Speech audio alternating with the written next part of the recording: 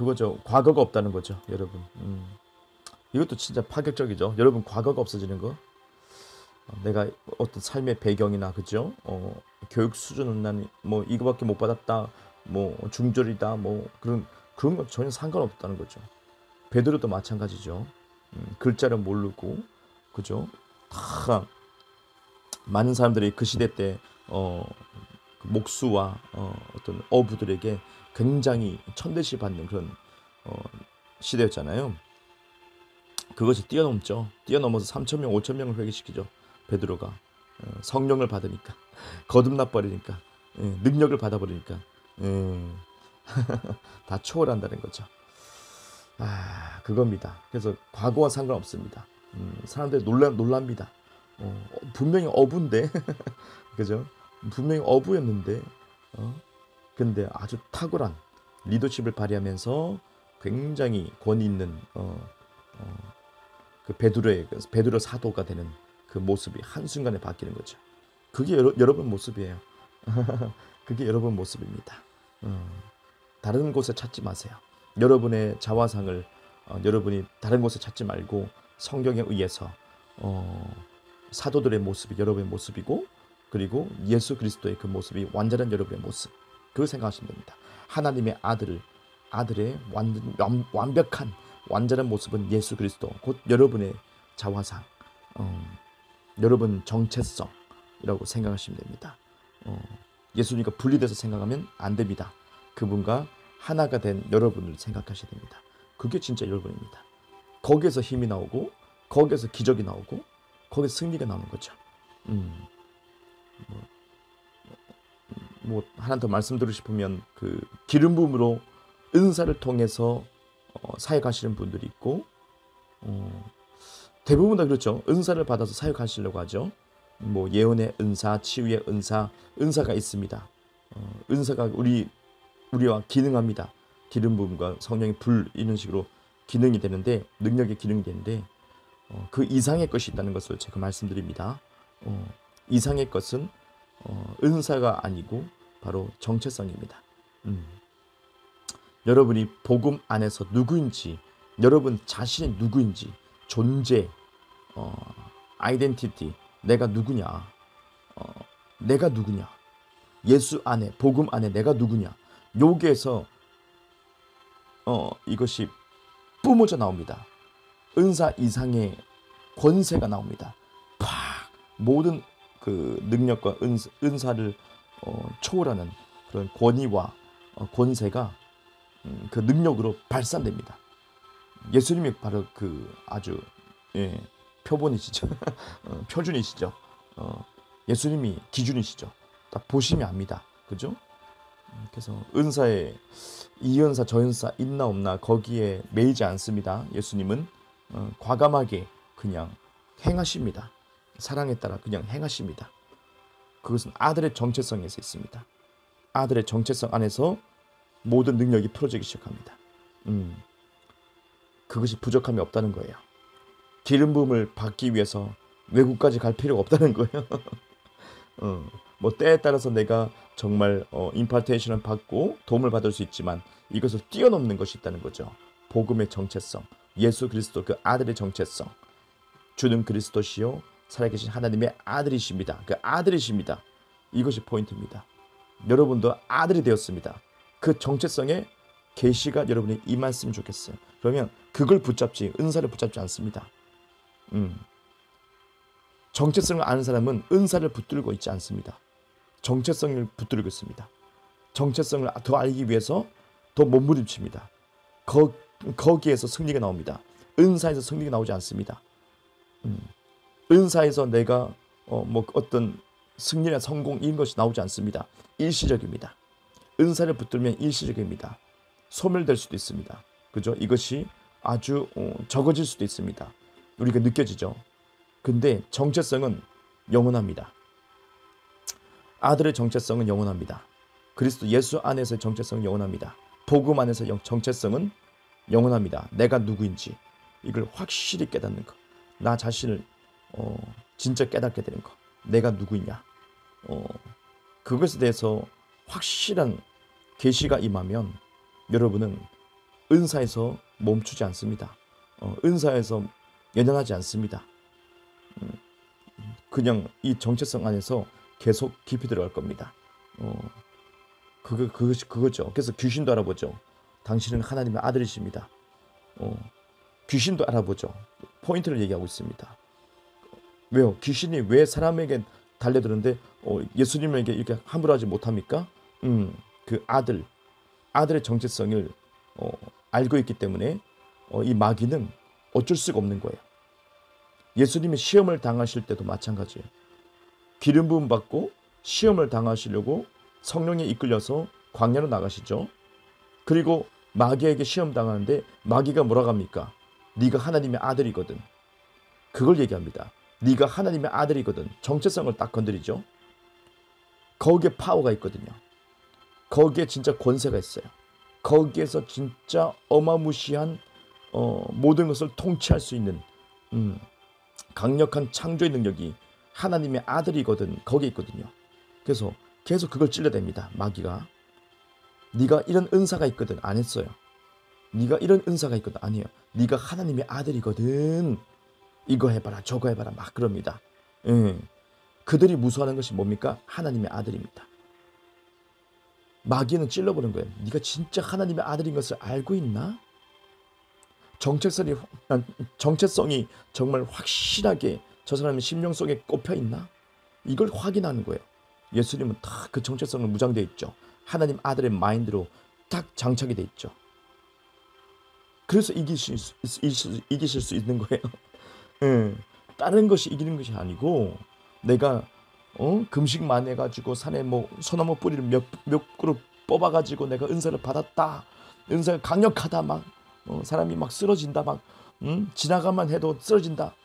그것이 그 사람의 승리를 승패짓는 것이 아니에요. 마귀는 콧방귀 껴요. 왜요? 마귀도 능력 있잖아요. 마귀는 콧방귀 껴요. 근데 마귀가 없는 게 뭐예요? 권세가 없다는 거예요. 무슨 권세요? 아들의 권세가 없다는 거예요. 하나님 아들의 권세가 없다는 거예요. 마귀도 다 카피한다니까요. 근데 권세는 카피 못해요.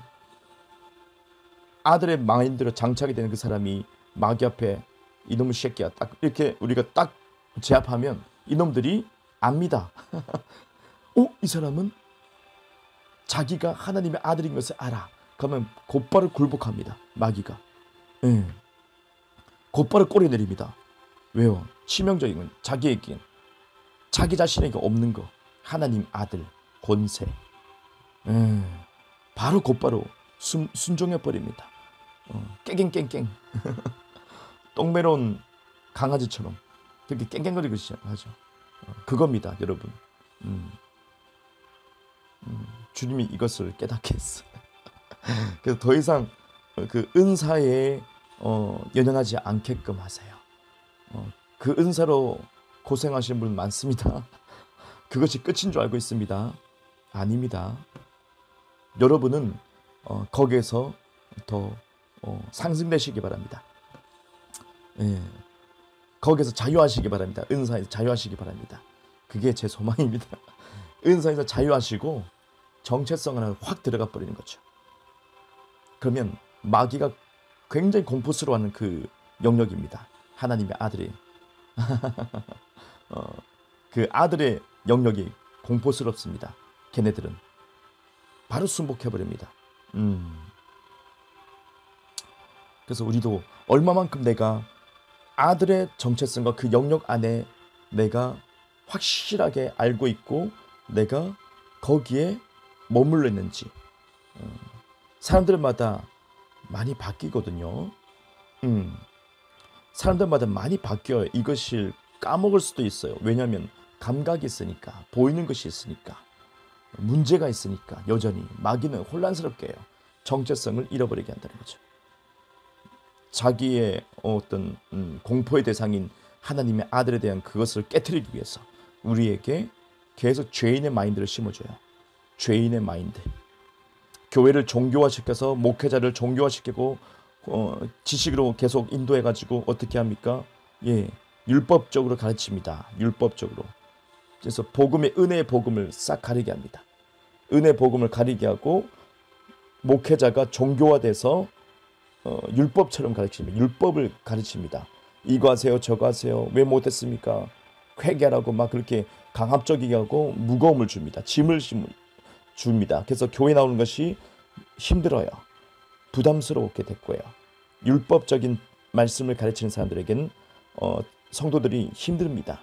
그러면서 꾸역꾸역 나옵니다. 무서워서, 두려워서, 지옥 가기 싫어서 교회 나옵니다. 근데 실제로 복음의 은혜 복음 이거 아닙니다. 이것을 깨트립니다. 싹 걷어냅니다. 자유케 됩니다. 아들은 자유롭습니다. 예수님은 자유롭습니다. 이 땅에 오셔서 사도들과 함께 자유로웠습니다. 안식일 그딴 거 없었습니다. 안식일 그때 뭐 다 먹었습니다. 뭐. 근데 율법에 속한 사람은 손가락질합니다. 저거. 예수님은 왜? 무슨 문제야? 예수님은 그냥 자유로웠습니다. 아들이니까. 안식일의 주인이니까. 바로 그 차원으로 우리가 상승하고 올라가야 돼요. 이게 진짜 복음을 깨닫는 사람들이에요. 이해되십니까? 그래서 교회가 아닌 거예요. 설교가 아닌 거예요. 아닐 수 있다는 거예요. 훌륭한 사람이 있고 훌륭한 목사님도 있고 훌륭한 교회도 있습니다. 하지만 복음은 다른 차원이란 거예요. 복음은 다른 차원이에요.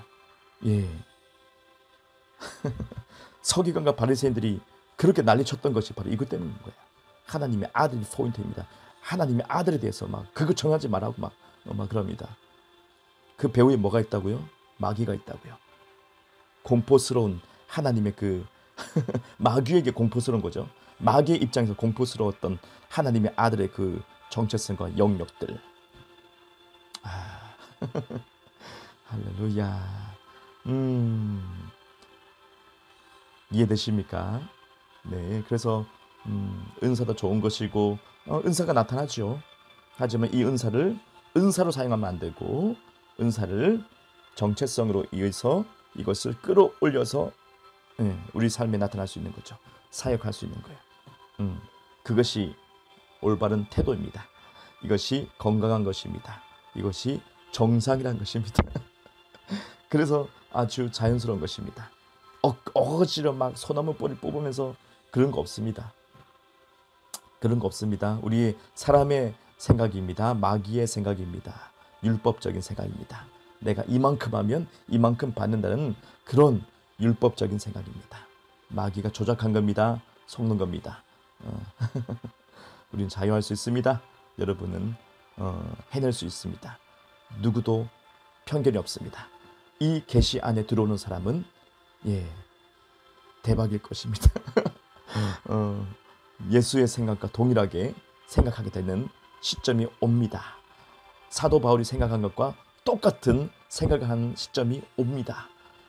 저도 그 시점으로 계속 달려가고 있고 맛을 보고 있는 것입니다. 그래서 저는 더 달려갈 것입니다. 왜요? 바울이 달려갔으니까. 그만큼 달려가야 되지 않겠습니까? 그죠? 그죠? 막 걸어간다 뭐 이런 것도 아니고 바울은 뭐 달려간대요. 그래서 우리가 이 땅에 다 알지 못하지만 그 복음의 계시도 다 알지 못하지만 최대한으로 알고 싶습니다. 저도 최대한으로 그 복음 안에서 정말 이 아들의 정체성에 대해서는 이 새로운 피조물 이오게 대해서는 무궁무진할 것입니다. 무궁무진. 그래서 기적이 거기서 나옵니다. 그죠? 그래서 저도 더 2021년도 더 깊이 파고 들어갈 거예요. 그 영적인 신비와 사람들이 잘 알지 못했던 부분들도 더 파고 들어가서 예수님의 마인드와 가장 가까워지고 싶다는 그런 갈망, 그것입니다. 그 마인드가 변해야지 내 삶이 변하고 내 모든 행동이 변하고 나타나는 열매도 그렇게 나올 것입니다. 주님이 열매 맺게 할 겁니다. 합당하니까. 그죠?